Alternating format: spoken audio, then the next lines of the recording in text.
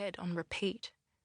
She was her own worst critic, blaming herself for the mess of her marriage, wishing for the millionth time that she'd made different choices, better choices. What was it they said about hindsight?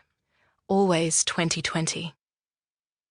Kate had found employment in the sand mine at Millburn, an hour's drive away. There'd been no choice but for him to take outside work.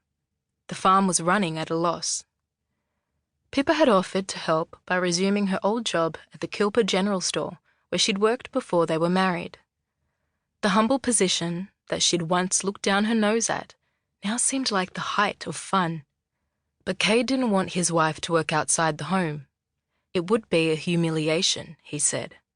So they were making do on his small wage and by selling off the odd pen of skinny sheep. Duke, their clever red kelpie, scratched at the back door, then opened the fly screen with his paw. "You're getting spoiled," she said as he trotted in. "Don't get used to sleeping on the bed. Cade will be home for dinner." Cade had stayed overnight in Millburn to have a Friday night out with the boys. It had happened a few times lately. Pippa didn't mind. It meant she could sleep curled up beside Duke's warm, protective form. She could relax and dream. She could sleep late, instead of rising at 5 to cook Cade's breakfast and pack his lunch. He didn't want her making sandwiches the night before and leaving them in the fridge. He said they had to be fresh. Yes, Pippa liked it when Cade didn't come home. The sound of a car in the distance interrupted Pippa's reflections. She looked out the window to see a plume of dust billowing up the long, straight driveway towards the house. It was Cade, and he was in a hurry. What on earth was he doing home at this time? He normally slept in until lunchtime on Saturday mornings after a big night out. Duke began his loud guard barking. The big dog, who'd been a wedding present from her mother, always warned of Cade's arrival as if he were a stranger. The habit had earned Duke plenty of clouts during the past 4 years.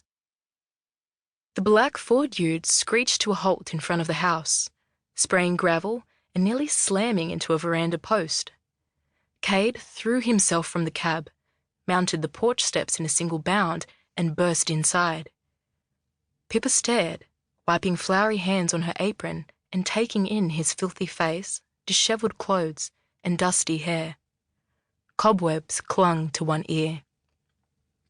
He fixed wild eyes on her and grabbed her arm. "We have to get out of here, babe. Right now." His voice was low and urgent. Pippa pulled away. "Cade, you're frightening me." He scrubbed one grimy hand over his face while holding her tight with the other. "There's no time to explain. Trust me, we have to go this very minute." Pippa started to protest, but Cade's brow furrowed menacingly, and she went quiet. He was too upset to reason with. That much was clear. She took off her apron.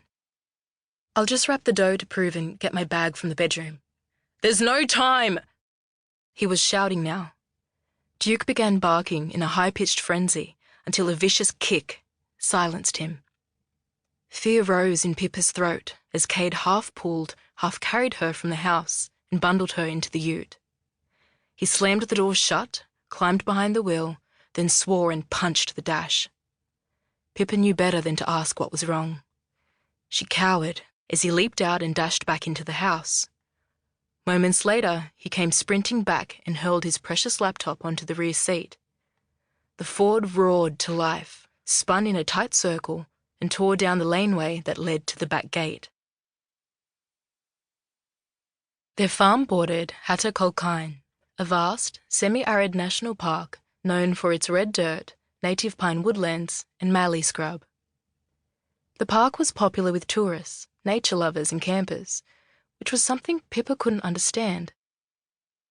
Cade and the drought had killed her childhood love of this harsh, ancient land.